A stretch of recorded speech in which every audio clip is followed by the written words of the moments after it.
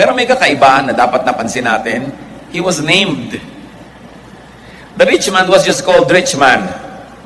Generic. Pero siya may pangalan, Lazarus. Not to be confused with the Lazarus, the friend of Jesus who was raised from the dead. This is another Lazarus. He had a name. Jesus knew his name, and the name was mentioned even to us right now. Sabi sa Luke 10:20 ng Panginoon sa mga disciples na natutuwa dahil napapalaya sila sa masasamang espiritu, rejoice that your names are written in heaven. Meron palang ganong listahan. Mga tao na kilala ng Diyos, mga tao na nakalista doon sa aklat ng buhay. Because your name could, and in fact should get written in the book of life. Nakalista na ba ang pangalan nyo sa heaven? Yan ang importante nating dapat alamin. Sapagkat sabi sa Revelations 20, verse 12, nung nakita niyang magaganap sa hinaharap, and I saw the dead, great and small, standing before the throne, and books were opened. Another book was opened, which is the book of life.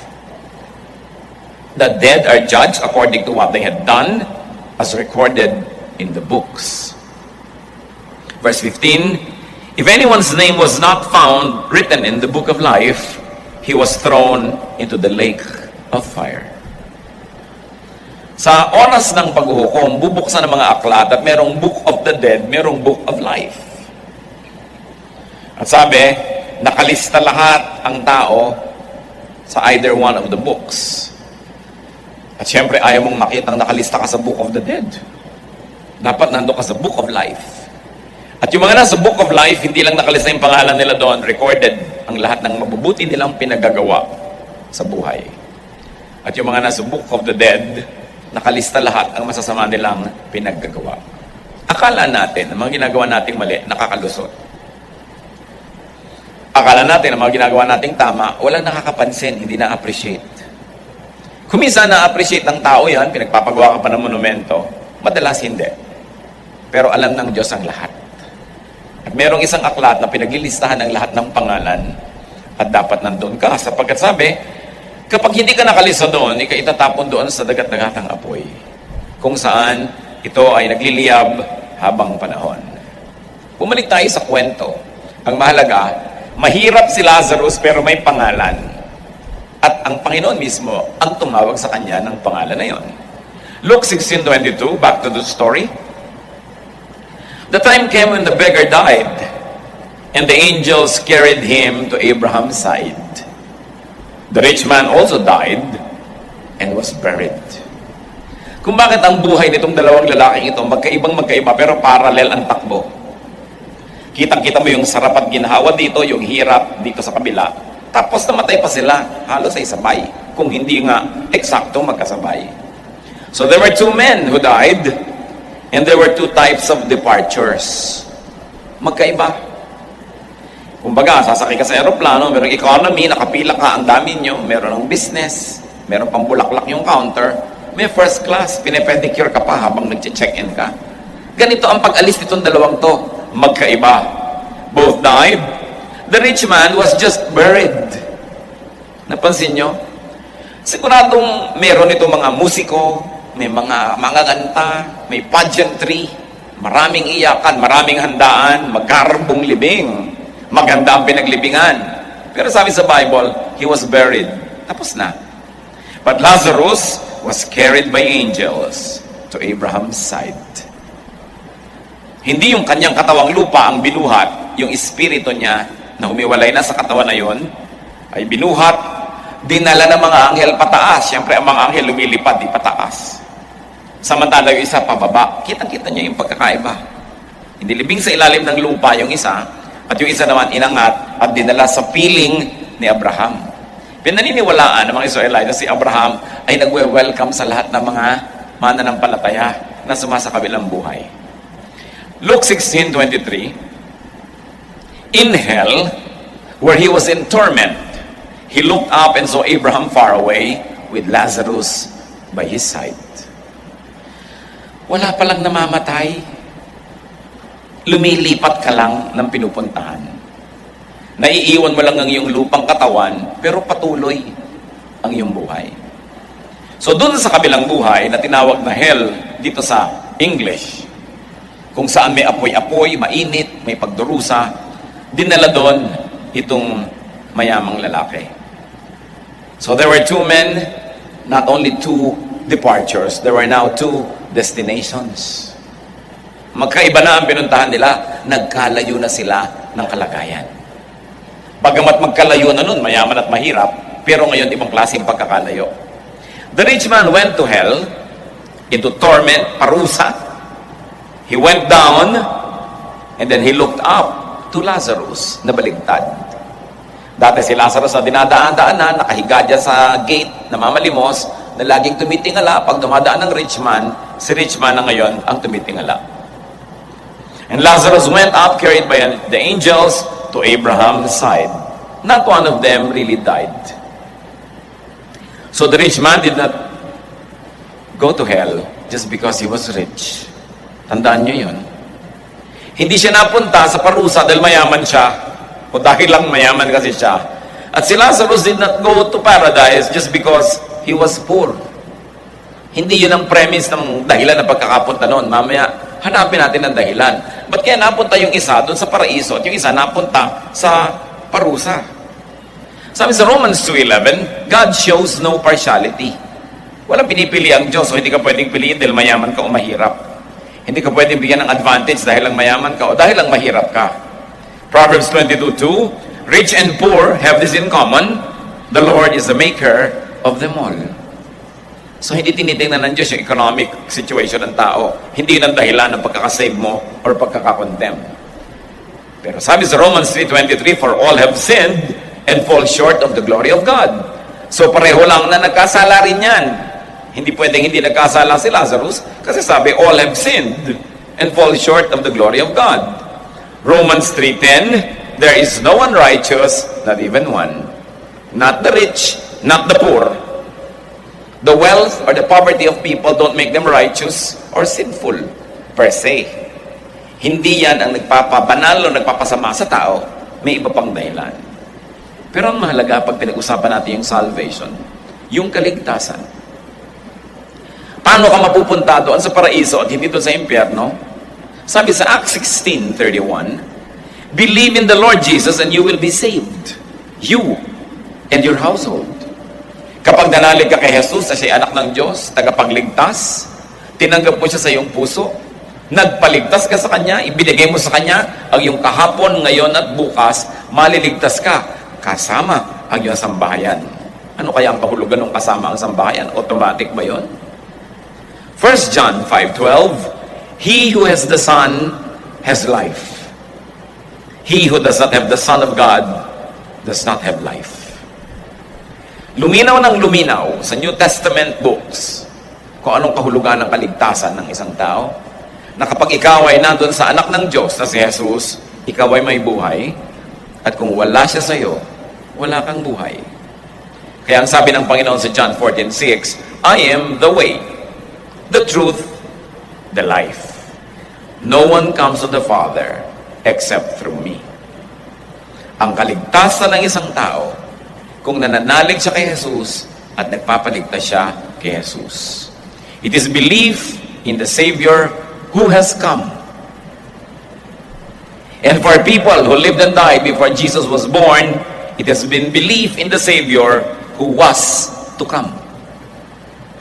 Pananalig sa tagapagligtas na dumating na sa ating mga ipinanganak matapos si Kristo ay magligtas na at umakyat sa langit. Subalit bago siya isinilang bilang tao at bilang tagapagligtas na anak ng Diyos, ang kaligtasan ay nasa pananalig dun sa darating pa lang na Kristo. Christ is in the center of salvation. He is looked back to by all of us who were born after Him, and He was looked forward to by everybody else who were born before Jesus became flesh.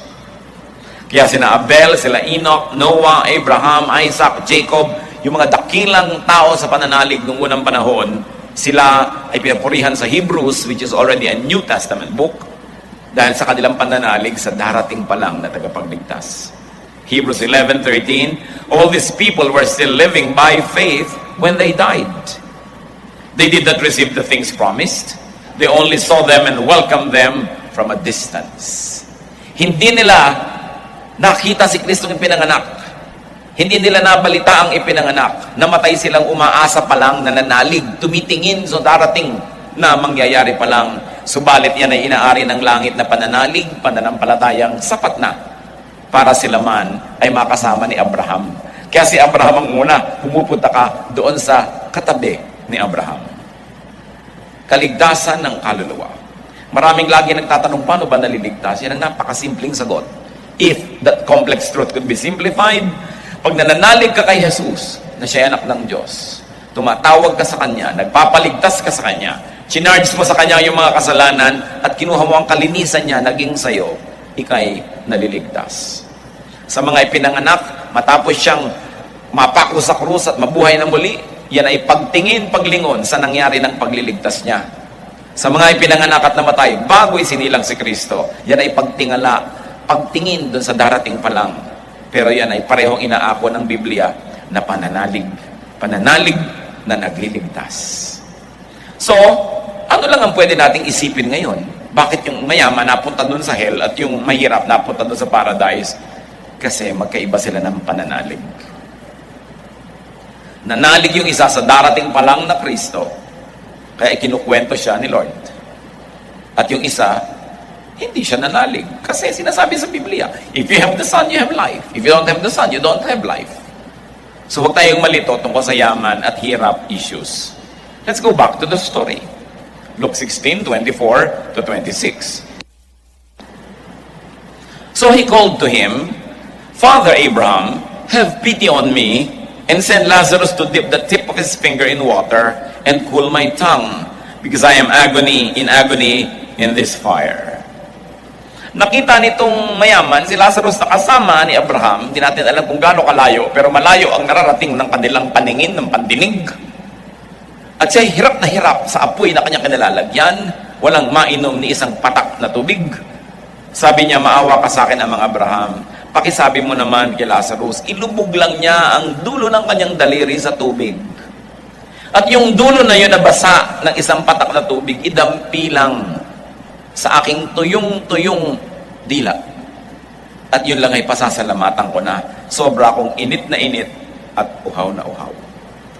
Verse 25, But Abraham replied, Son, remember that in your lifetime you received your good things, while Lazarus received bad things, but now he is comforted here, and you are in agony.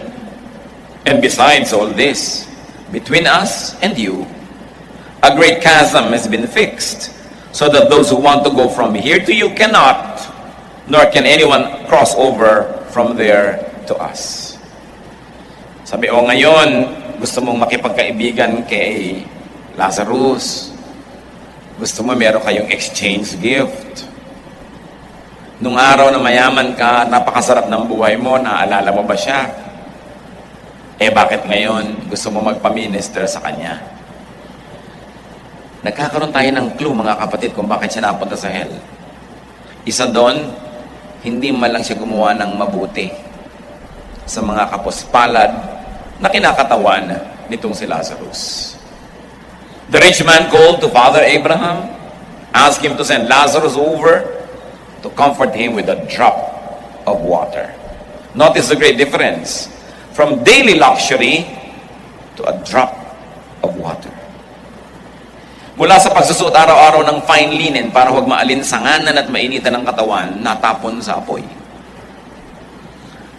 And there was fire. Fire is always mentioned by the Bible na laging kasama ng mga hindi makadiyos, hindi nanalig at hindi gumawa ng mabuti. Revelation 21:8, the unbelieving, their place will be in the fiery lake of burning sulfur. This is the second death. The first death is when your spirit separates from your body when you physically die. Pero buhay pa yung espiritu mo. So ano yung second death? Yung pagkakawalay ng espiritu mo sa katawan mo, first death.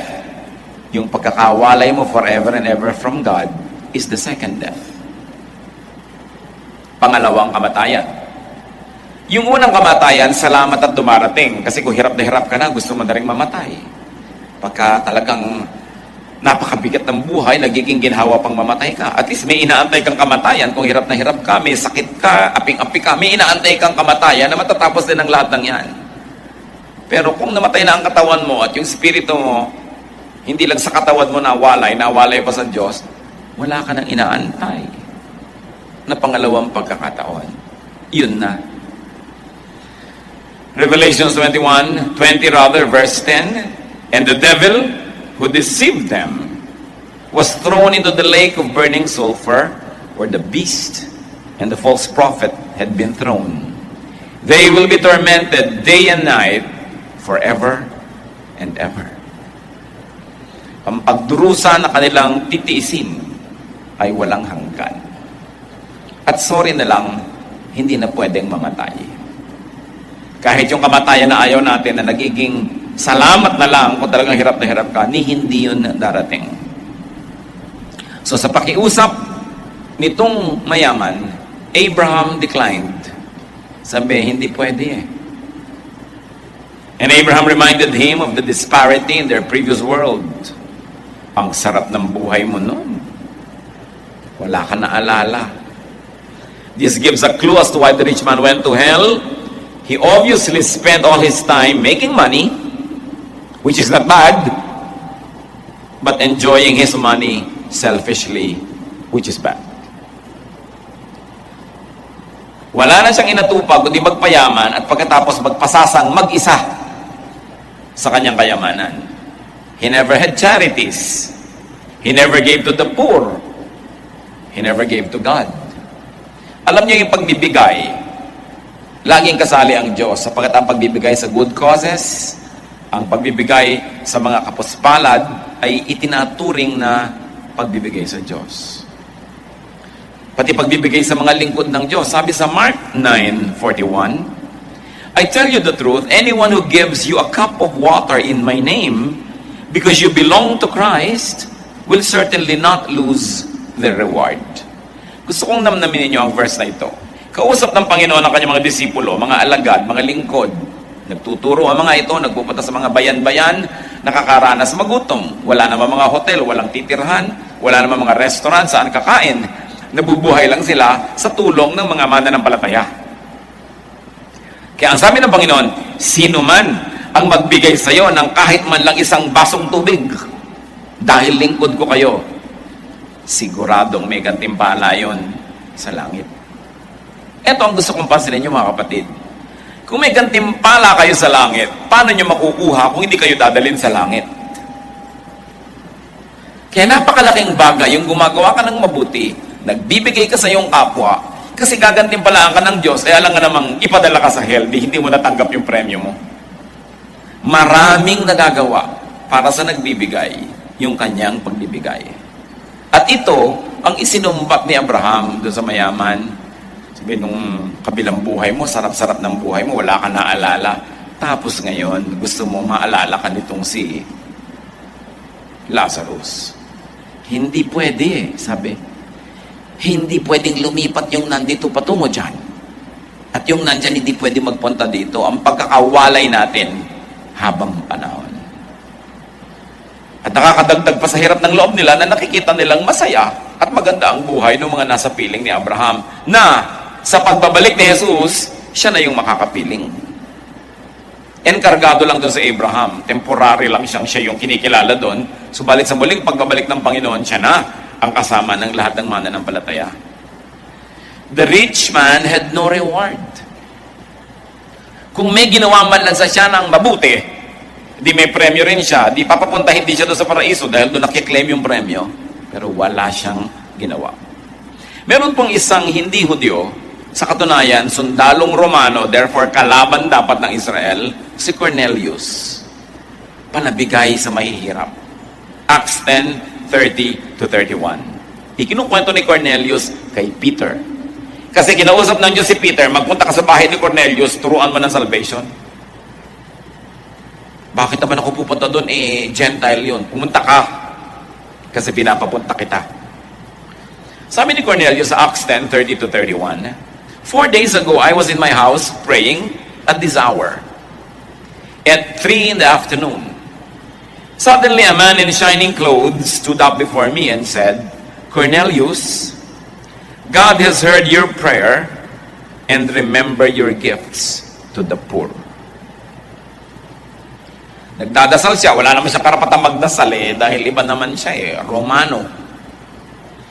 Di naman siya anak ng Israel, di siya apo ni Abraham. Hindi nga siya pupuntahan ni Peter kung hindi lang Diyos mismo nagsabing puntahan mo. Sabi niya, alam mo, nananalangin ako dito kahapon, ganitong oras, 4 na araw na, ganitong oras din. Nakakita ko anghel. At yung anghel, nagliliwanag. At sabi niya, Cornelius, dinidinig ng Diyos ang panalangin mo. At di niya nililimot ang mga bigay mo sa mga kapuspalan.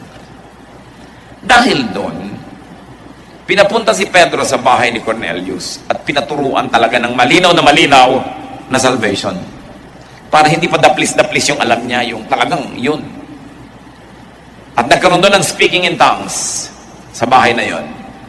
Ipinakita ng Espiritu ng Diyos na ang nangganap sa Jerusalem among the Jews could happen among the Gentiles. At ano ang tumawag ng pansin ng Diyos kay Cornelius? His gifts to the poor.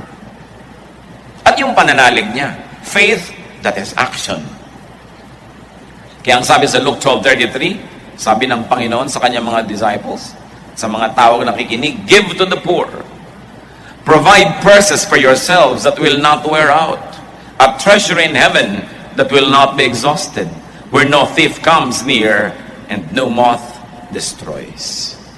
Sabi, magbigay kayo sa mga kapuspalad, at pag ganyan, meron kayong pitaka, meron kayong wallet na di mauubusan ng laman. Para kayong may balong ng tubig. Lumalabas doon yung tubig, hindi kailangang manggaling kung saan. Yan daw ibinibigay ng Panginoon sa mga mapagbigay. Deposit in heaven, naturally you will be made to go to heaven so you can collect what you deposited. Giving here is indicative of and equated to faith. If faith saves, and in these stories the givers got saved, therefore their giving, their good deeds is counted as faith. In fact, if it is faith that saves, then that act was an act of faith. Kahit hindi mo alam na nananalig ka, pero palabigay ka, therefore nananalig ka. Yun ang ipinagawa kay Cornelius. Palabigay na siya, hindi lang malinaw yung doktrina, pinapunta si Pedro para luminaw, pero kinilala na siya ng Diyos dahil sa kanyang kagandahang loob. Si Zacchaeus, isang masamang tao, mandaraya, chief tax collector. Nung dumating ang Panginoon sa kanyang bayan, sa bahay niya tumuloy. Hindi tumuloy sa mga relihiyoso, sa bahay niya tumuloy. At matapos silang mag-usap, itong si Zacchaeus na yumaman sa pagdaraya ng kapwa, Luke 19:8-9, Zacchaeus stood up and said to the Lord, Look, Lord, here and now I give half of my possessions to the poor. And if I have cheated anybody out of anything, I will pay back 4 times the amount. Pansinin niyo ang sabi ni Jesus. Jesus said to him, Today, salvation has come to this house. Salvation. Ano bang ginawa niya? Religyoso ba siya? Nagpabaptize ba siya? Hindi. Pero sabi niya, ibabalik ko po mga dinaya ko. Bibigyan ko na interes. At magbibigay ako ng kalahati ng kayamanan ko sa mahihirap. Sabi ng Panginoon, salvation yan, anak. Yung paggawa mo ng mabuti, faith yan.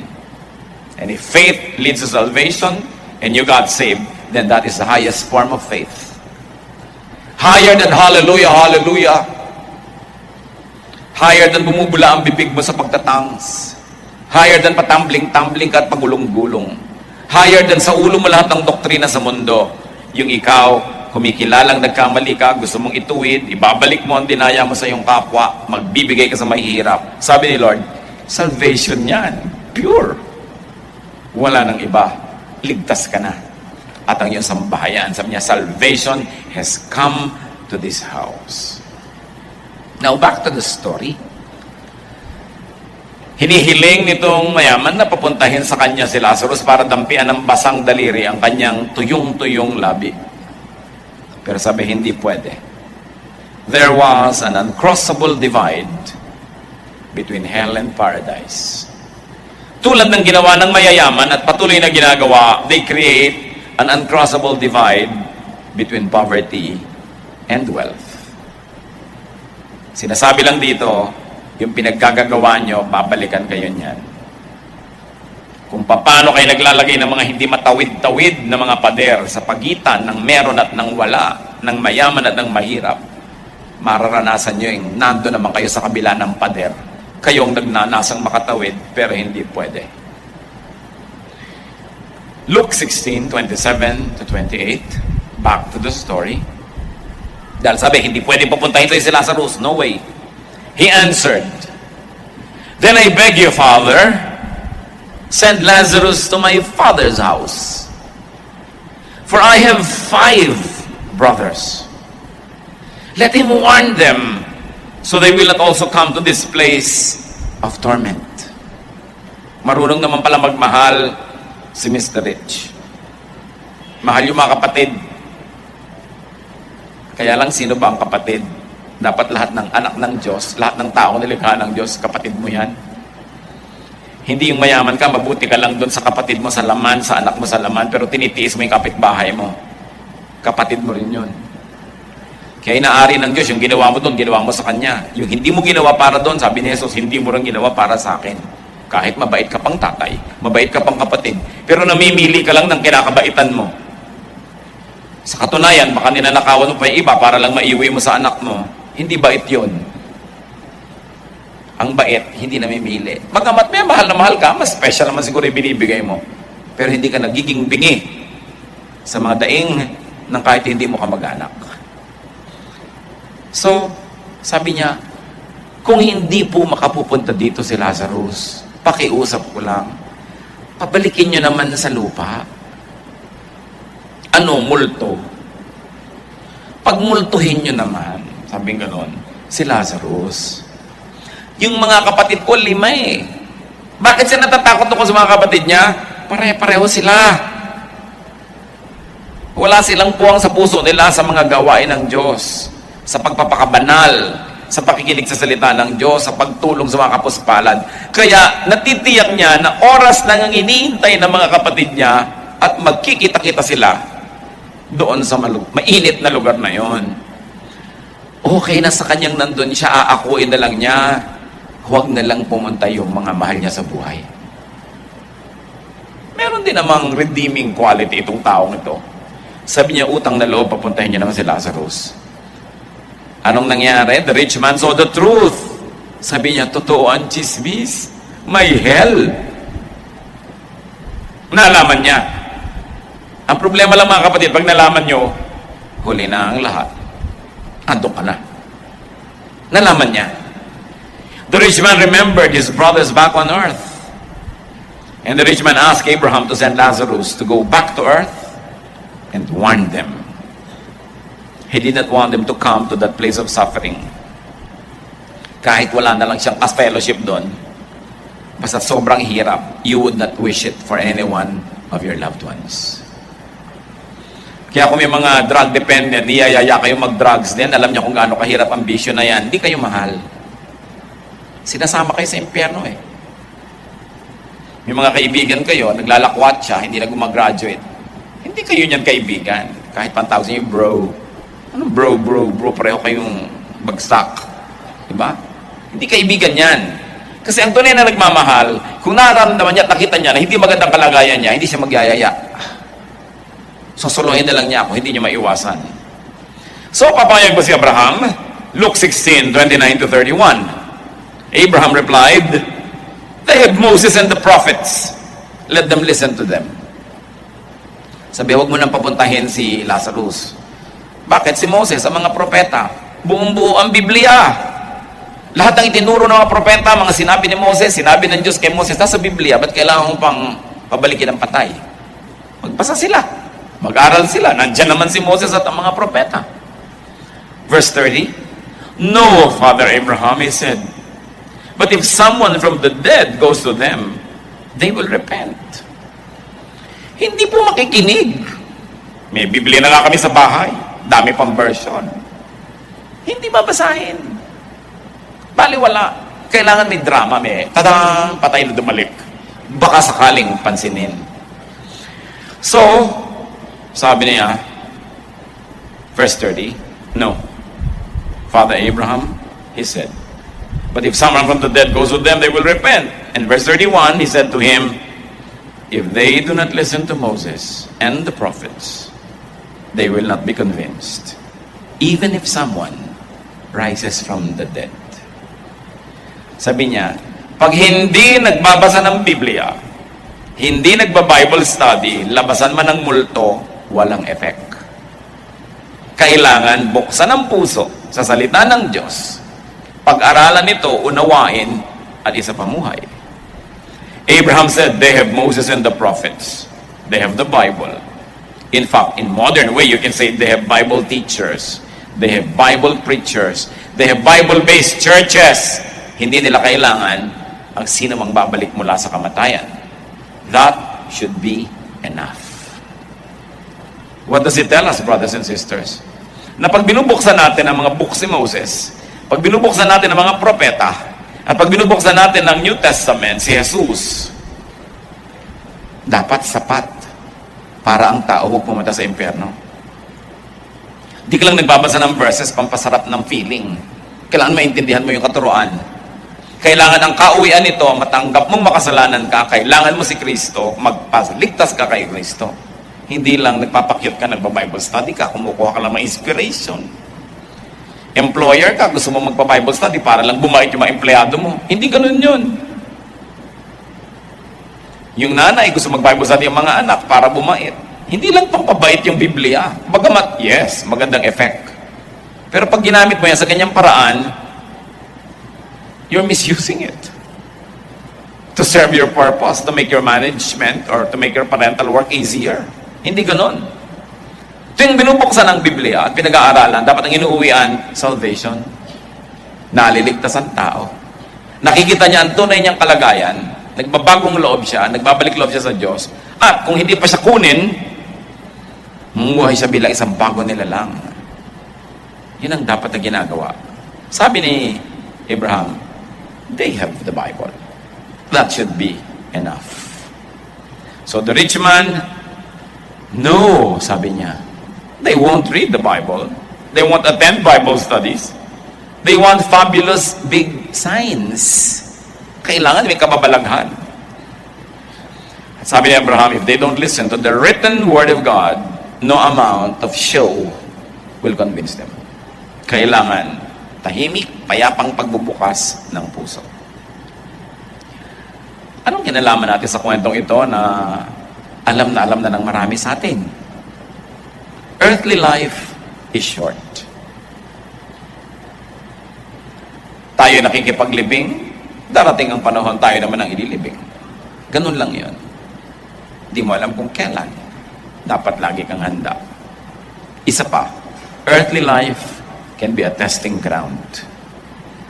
Nakita niyo kung paano nasubok itong mayaman at kung paano nasubok itong si Lazarus? Magkaiba ng resulta ang kanilang mga tests. Magkaiba sila tuloy ng pinuntahan. Kahit gaano kaigsin ang buhay sa lupa, earthly life determines your departure, your destination, and your eternal condition. And it has nothing to do with your clothes. It has nothing to do with the food you eat or your condition in life. It has nothing to do with your type of cemetery or casket. It has something to do only with your faith. Your faith in God. And your good deeds that express that faith. Maiksi ang buhay, kaya dapat unahin, bigyan ng puwang, ang pananalig sa Diyos at ang paggawa ng mabuti. Be wise with life. Invest in eternity. Sandali ka lang dito, huwag mo dapat ubusin lahat. Inubos mo lahat ang iyong time, talent, treasure, na parang hindi ka naaalis dito. Kung minsan nagiging sakim tayo, nagiging masama tayo sa mga sarili nating kamag-anak dahil nagpapagawa ka lang ng malaking bahay. Dadayain mo na yung iba. Iiiwan mo rin naman yung bahay mo. Tapos yung asawa mo mag-aasawa ng iba, yung bago niyang asawa, titira sa bahay mo. Ha. Di ba? Parang yan ang napala mo. Inuubos mong oras mo dyan. Inuubos ang oras sa kung ano-ano mga pinagagagawa na parang wala na kamatayan. Ang mahalaga, meron tayong oras para sa lahat ng bagay. Yes, magpagawa ka na masarap na pagkain, magandang bahay, hindi naman masama eh. Pero ang masama, ang nangyari sa taong mayaman na ito, yun na lang ang ginawa niya. Wala nang iba. Nalimot niya ang Diyos. Nalimot niya ang kapwa. Naging sobrang makasarili. With a life that is so short, you have to be wise, invest in eternity. Kasi doon ka naman pupunta eh. Di dapat doon kami tanim para ka doon umani. Ang hirap, ang dami mong tanim dito, tapos namatay ka, hindi ka na makakaani-ani. Tapos wala kang katanim-tanim doon sa kabila. Mark 8:36, what good is it for a man to gain the whole world, yet forfeit his soul?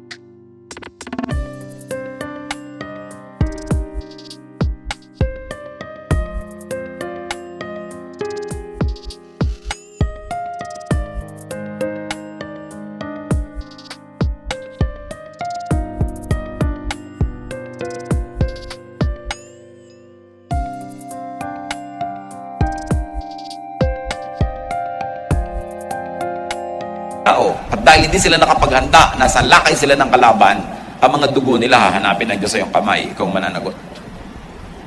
At ganoon din sa ating mga mahal sa buhay. Tatay nyo, nanay, kapatid, kamag-anak, asawa, anak, pamangkin, pinsan, kaibigan.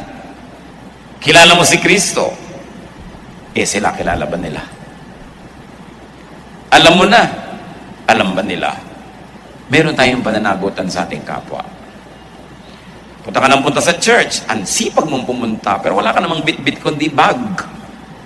Wala ka man lang bit-bit na tao. Nasaan yung mga tao? Hindi ba ang church ay para sa mga tao? Ang katuruan ay para sa mga tao? Hindi mo pwedeng suluhin. Kasi tulad mo, ang iba mamamatay din. At pag dumating yon, may paghihiwalay. May ibang pupuntahan. Minsan, pagsasabihan ka, nalilabel ka, nakakantsawan ka, mahal mo sila eh. Titisi mo yon. Then you try to live a life that is above reproach, na napipintasan ka, hindi dahil Christian ka, kundi siguro dahil sa ibang kapintasan. So yung pagdadala mo ng pagkakristyano mo, ginagandahan mo, para hindi ka kainisan, at pwede ka magdala sa Panginoon. Sabi sa Acts 16:31, believe in the Lord Jesus and you will be saved, you and your household.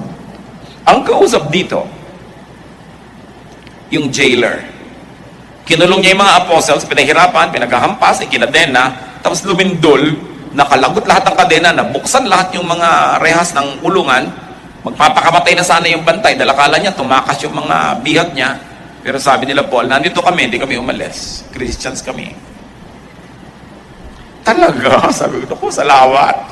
At sa tuwa niya, inuwi niya, itong mga taong ito sa kanyang bahay, sabi niya, what must I do to be saved?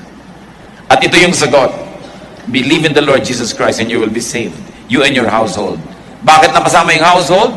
Sasagutin natin yung tanong kanina, kasi dadalhin nyo yung salita ng Diyos sa mga bahay nyo. Hindi automatic na save kayo, yung kamag-anak nyo sa Baknoatan na save. Hindi ganun, dahil dadalhin nyo. Uuwi kayo, dala-dala nyo yung Biblia. May dala kayong teacher, may dala kayong tape, may dala kayong video, basta may dala kayo, para malaman din nila yung alam nyo. Hindi natin sinosolo. Kung nagkaganon, mga kamag-anak natin, makakasama natin. Ang tao kasi maraming ginagawa, naghahanap buhay tayo. Pero hindi tayo nabubuhay para maghanap buhay. Naghahanap buhay tayo para mabuhay. At kung buhay na tayo, para gumawa tayo ng mga ginagawa ng buhay. At yon, magdala ng buhay sa mga tao. Dalhin si Kristo, dalhin ang katotohanan. Huwag nating ubusin ng oras sa paghahanap buhay lang. Hindi tayo ipinanganak dito para maghanap buhay. Huwag nating ubusin ng oras sa hobby lang at kung ano-ano. Bagamat pwedeng bigyan ng oras yon. Pero yung pinakamahalaga, unahin ang Diyos. Kahit konti lang ang oras, hindi dapat nawawala yung quiet time. Paggising mo sa umaga, nagbabasa ka ng Biblia, nananalangin ka, hindi tatakbo ka na agad. Maraming kumakain ng oras natin, TV, video, non-stop na mga palabas sa TV, kahit kasi mga palabas sa Arabia, napapanood mo na sa bahay mo. Computer pa, mga chat, kung ano-ano, text. Ang daming umaagaw ng oras. Huwag kayong malibang, mga kapatid. Mamamatay din tayo lahat. Haharap ka at titimbangin. Kailangan bigyan mo ng prioridad yung mga bagay na panghabang panahon. Huwag tayong malibang. Sabi sa Matthew 6:31-33, so do not worry, saying, what shall we eat? Yan ang mga worry ng mga tao, di ba? Or what shall we drink? Or what shall we wear? Sa tayo kukuha ng pera? For the pagans run after all these things. And your heavenly Father knows that you need them. Ba't kayo nag-aalala? Alam naman ng Diyos sa kailangan nyo yan eh. Verse 33, but seek first His kingdom and His righteousness, and all these things will be given to you as well. Yun pala ang sikreto. Para lahat ng kailangan mo sa buhay dumating, huwag yun ang unahin mo. Unahin mo ang paghahari ng Diyos sa iyong puso.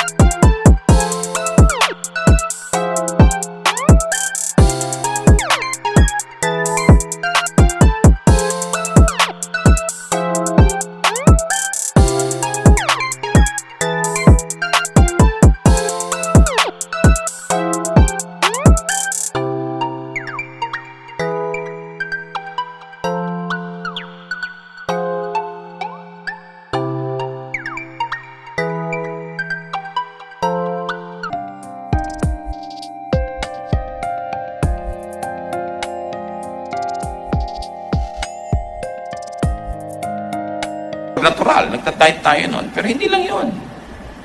The church is the body of Christ. Hindi naman yung bahay natin ang body of Christ. Hindi naman yung munisipyo. Hindi naman yung plaza. Hindi yung kumpanya. The church is the body of Christ, of which He is the head. So dapat pinapaganda mo, hindi ka lang pumupunta para maghanap ng serbisyo. Naglilingkod ka, nagko-contribute ka, and everybody does this. This church of the Lord will march triumphantly, beautifully, powerfully. But the church is handicapped because the people don't give their time, their talent, their treasure. Tapos pagdating ng panahon, hihingi ng isang patak na tubig. At sasabihin ni Abraham, hindi pwede. Nang nabubuhay ka, hindi ka naman nagbigay eh. Tapos ngayon, hihingi-hingi ka. God is God of balance. Wala tayong ginagawa na hindi nagbubunga. Kaya gumawa tayo ng mabuti dahil magiging mabuti ang bunga. Pag gumawa ka ng masama, magiging masama ang bunga. Kailangan pa bang i-memorize yan? Kaya pinupuno mo hanggat pwede ng paggawa ng mabuti. Hindi nalilimot ng langit ang lahat ng mabubuting gawa. Kahit madalas, hindi napapansin ng kapwa-tao. Let's go back to basics. Kailangan balikan natin ang ganung mga katotohanan. So meron ako mga itatanong. One is your name written in heaven? Tiyak na ba kayo na nakalista ang pangalan nyo? Halimbawa, tiyak kayo, ang mga mahal niya sa buhay. Yes, kahit biyanan, dapat ipalista. No? Lahat, kailangan gagawa natin ng paraan. We are living in a very secularized world. Mga tao, hindi na nila priority kung minsan yung Christianity nila, yung church nila, isang na lang maliit na compartment ng araw ng linggo. Lumampas lang ng konting service ng 10 minutes, inip na dahil magmumol na. Too secularized. But the church must be the center of our lives. Why? Because it is the body of Christ, of which He is the head. Kaya kailangan pinaglilingkuran, minamahal, pinagtutulong-tulungan. How about good deeds? Are our lives full of good deeds? Pinapahiram tayo ng Diyos ng buhay so we can invest in eternity, not in hell. Para hindi lang malagay yung pangalan natin sa Book of Life, malista doon lahat ng mabubuting gawa. Dapat padami ng padami every day. Let's bow for the Lord and think about these things.